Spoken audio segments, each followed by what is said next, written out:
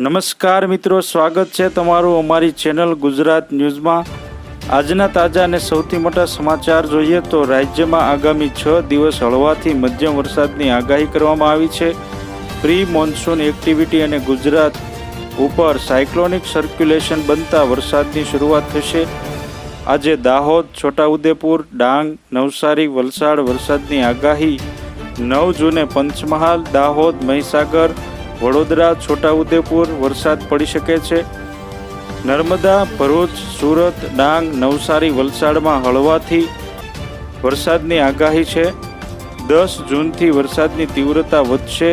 11 જૂને અરવલ્લી, આણંદ, પંચમહાલ, દાહોદ, મહીસાગરમાં વરસાદની આગાહી કરવામાં આવી છે।